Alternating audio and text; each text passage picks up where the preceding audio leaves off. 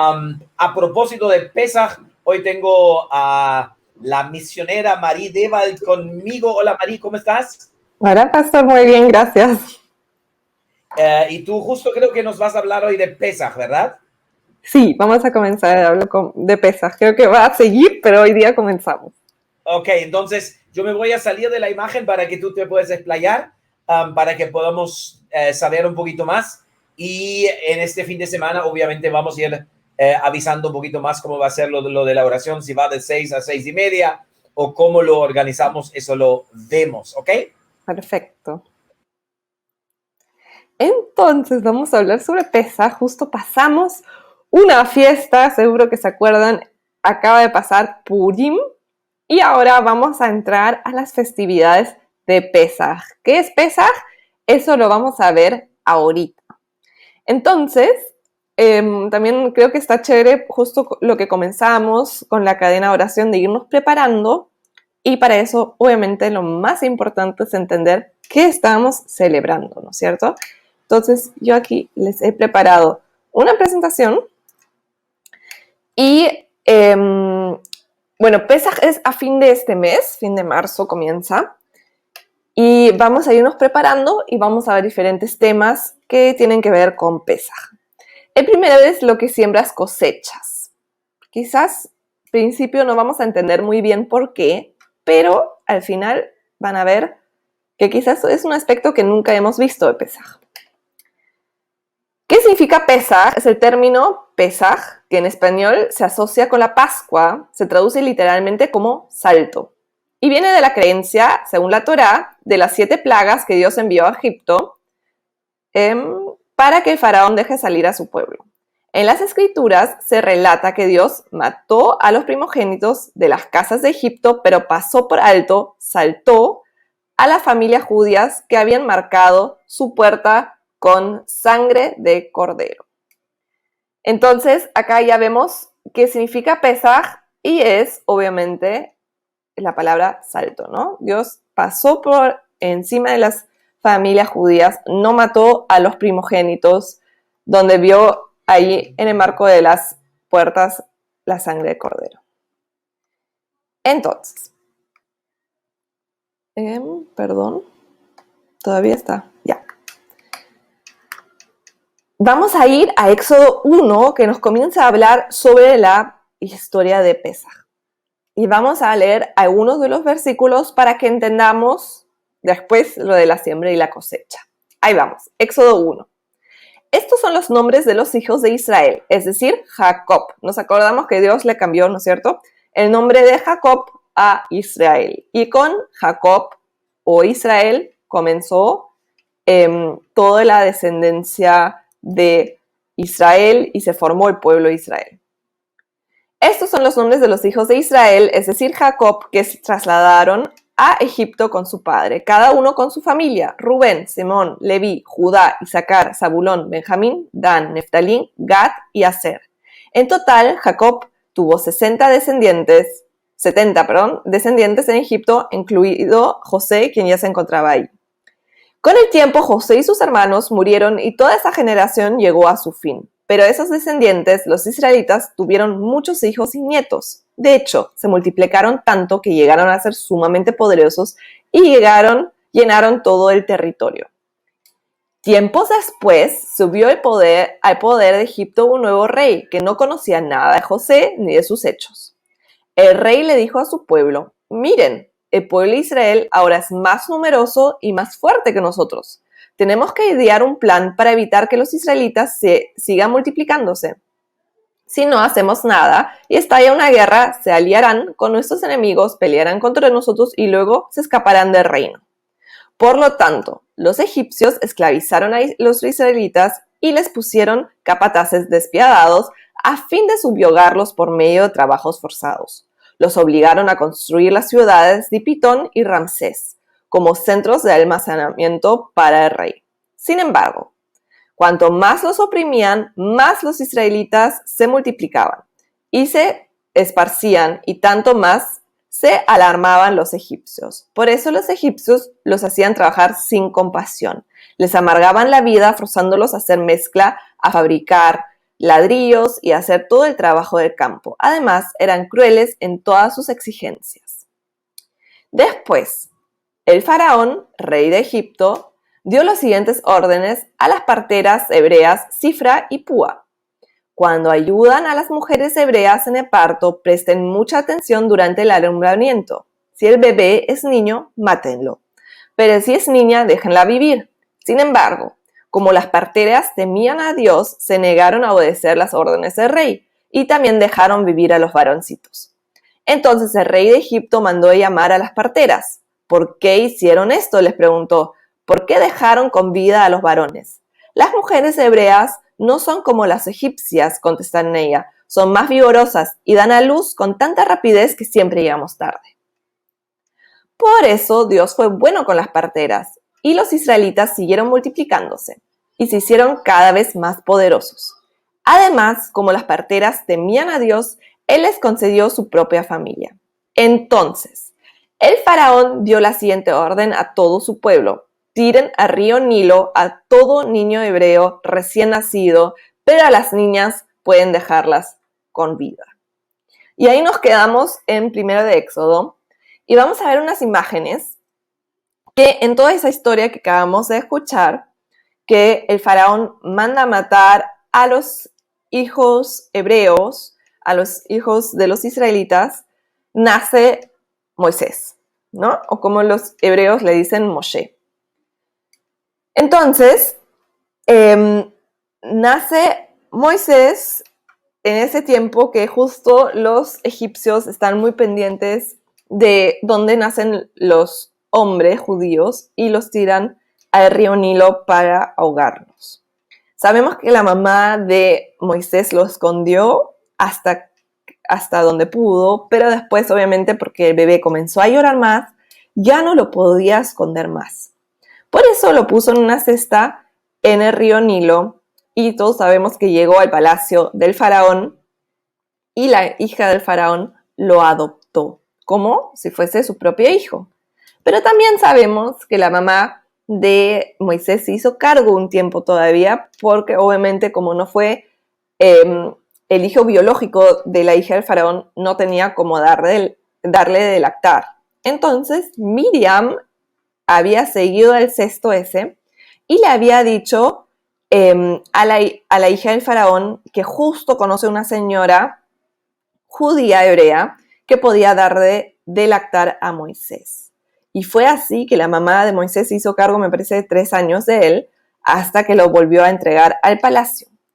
Entonces Moisés creció como rey o como príncipe de Egipto. Ahí también hay esa película, ¿no? Príncipe de Egipto, nació con estudios egipcios, eso significa que fue instruido, fue una persona muy culta, lo educaron en el palacio, tuvo los mejores profesores, tuvo la mejor educación, pero sabemos que él veía cómo los egipcios maltrataban a su pueblo y ahí fue donde levantó la voz, y no solo levantó la voz, sino también hasta mató a uno de esos capataces de los que hemos leído en Éxodo 1 y lo asesinó. Y fue ahí donde se tuvo que esconder y se tuvo que fugar al desierto porque sabía si se iba a quedar en Egipto, obviamente le iban a hacer proceso por eso.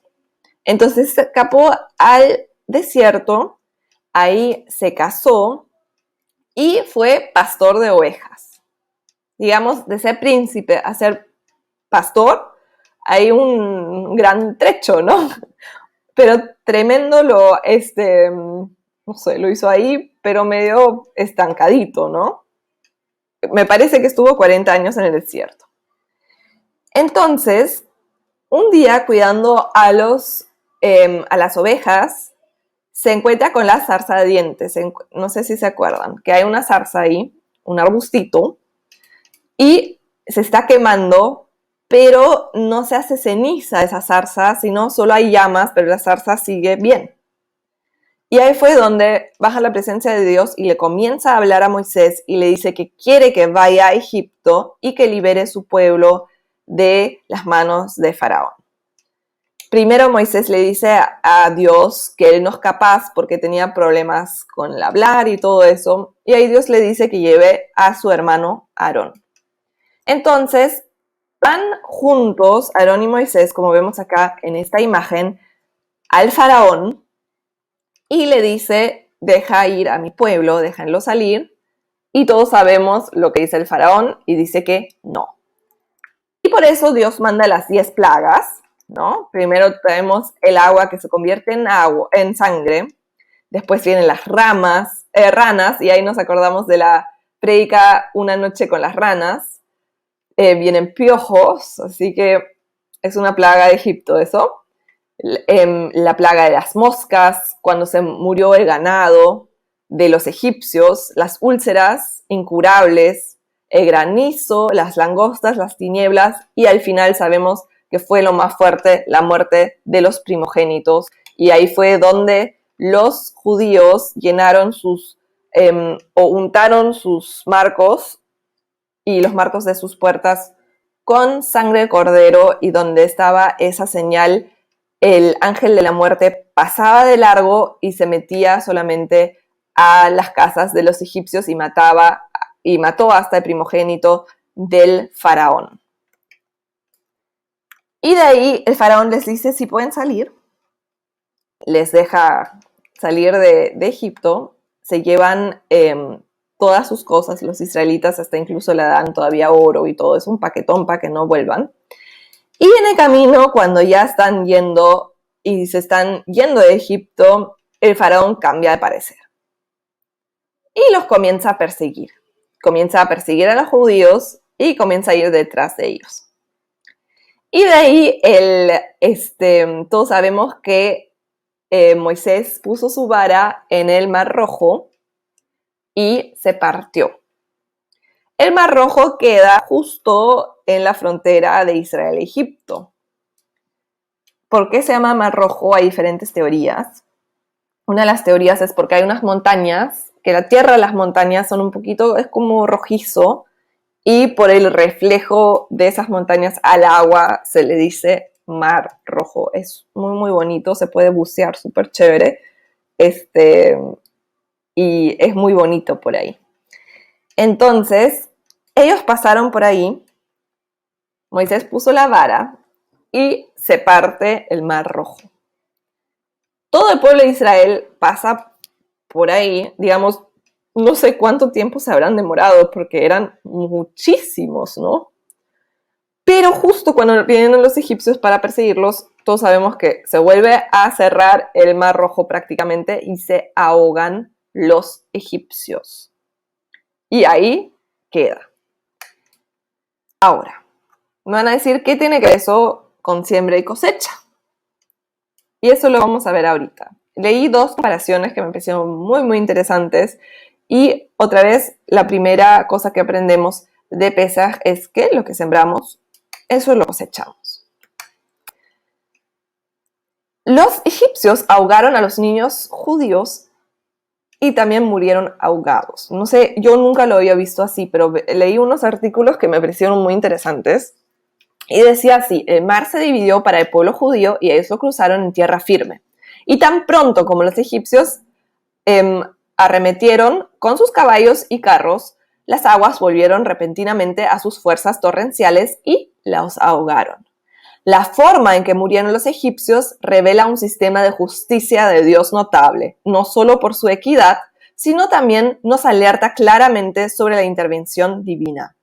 Dios podría haber castigado a los egipcios de muchas maneras diferentes, pero específicamente ahogó a los egipcios. ¿Por qué? Porque de todas las brutalidades que cometieron los egipcios, lo más inhumano fue la orden de ahogar a los bebés varones hebreos en las aguas del río Nilo. Y ahí vemos la siembra y la cosecha de una manera negativa. Pero en Pesaj y en toda la historia de Moisés también vemos una historia donde hasta Dios esperó una persona y la presencia de Dios esperó una persona, y vamos a ver quién fue. Miriam esperó y Dios le esperó a ella. Miriam, hermana de Moshe o Moisés, merece un reconocimiento especial por el papel que se empeñó en salvar la vida de su hermano. Miriam no pudo abandonar las orillas del Nilo después que su madre dejara a su hermano flotando en una canasta. Ella no sabía qué podía hacer. Ella solo sabía que no podía irse, tenía que esperar. Tal vez de alguna manera podría ser de ayuda. Eso es lo que hizo posible su notable encuentro con la hija del faraón. Su consejo de que una matrona hebrea cuidara al bebé y la historia posterior de Moisés fuera salvado y luego criado en el palacio. Nos acordamos de esa imagen de nuevo, ¿no? Que Miriam estuvo justo ahí cuando la hija del faraón encontró a Moisés y le dijo de esa mujer que podía hacerse cargo de Moisés. No fue sino hasta muchos años después que hubo una recompensa medida por medida. Miriam fue aquejada por lepra durante el viaje de los judíos en el desierto.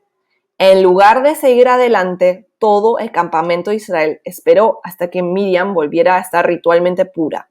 Dios mismo, la presencia divina, el arca del pacto, los sacerdotes, los levitas, los israelitas y las 7 nubes de gloria, todos esperaron a Miriam. Una lista de espera bastante impresionante. ¿Por qué?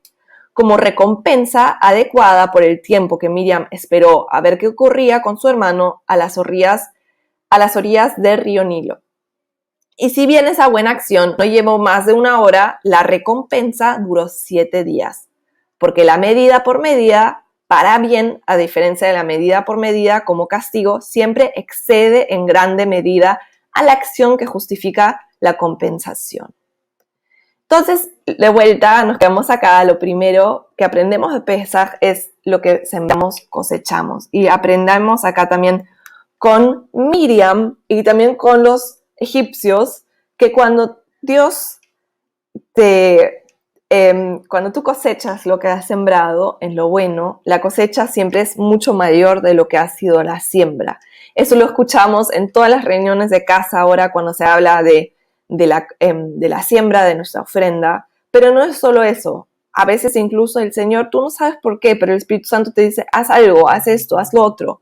Y quizás como Miriam, acordémonos que Miriam hizo eso cuando era niña, pero vio su recompensa de adulta, que hasta Dios, la presencia de Dios, las 7 nubes de gloria, la esperaron hasta que ella se sanara y esté limpia de lepra para que después puedan avanzar.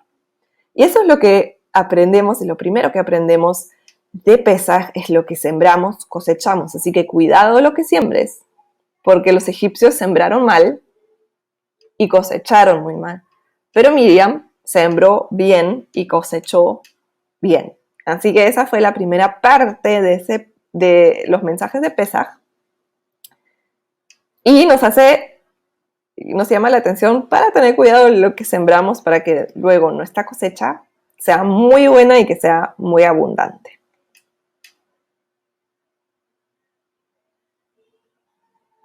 Muy bien, muy chévere.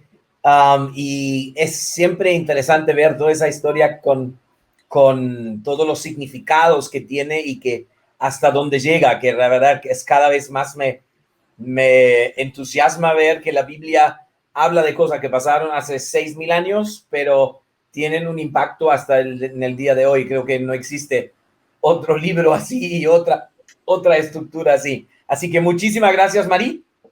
Gracias, Pastor. Voy a poner de vuelta la publicidad de la cadena de oración que vamos a comenzar, porque creo que es importante, y nos vemos en estos días. Chao, chao. Chao.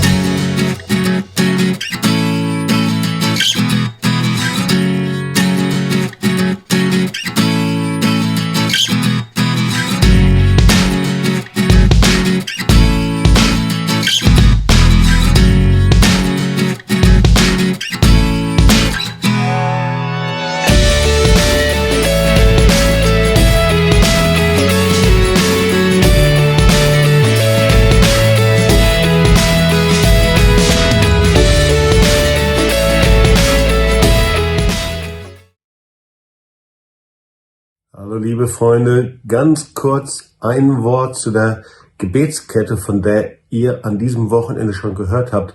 Sie geht jetzt am Freitag los und geht bis Karfreitag. Und sie ist deswegen so wichtig, weil wir in dieser Zeit der Lockerungen geistlich vorbereitet sein müssen für das, was kommt. Das sind gute Dinge, Segen, aber gleichzeitig auch Herausforderungen. Und deswegen lehren wir über das Blut des Lammes und sind in der Zeit bis Karfreitag im Gebet vorbereitet. Und dann am grünen Donnerstag und Karfreitag kommt eine 24-Stunden Anbetungs- und Gebetskette, zu der sich jetzt schon Leiter und Anbetungsgruppen angemeldet haben. Und wir dürfen das von Tübingen aus durchführen. Das wollen wir vorbereiten. Und deswegen an jedem Abend von 18 Uhr bis 18:30 Uhr wollen wir einfach das Wort Gottes verkündigen, das Blut des Lammes verkündigen. Wir verkündigen, dass wir durch das Blut des Lammes gerechtfertigt sind, erlöst sind, dass Jesus Sieger ist, dass er der Herr ist und das halbe Stunde, 30 Minuten von 18 Uhr bis 18:30 Uhr. Und das geht jetzt am Freitag los. Es wäre richtig cool, wenn jeder in der Gemeinde und von unserem Werk mit dabei ist und sich beteiligen würde. Man kann das alleine machen, zu zweit, zu mehreren. Wir können kreativ sein und das machen, so wie wir es innerlich haben und können. Aber eine halbe Stunde ist nicht zu viel. Und so bereiten wir es vor wie einen Teppich.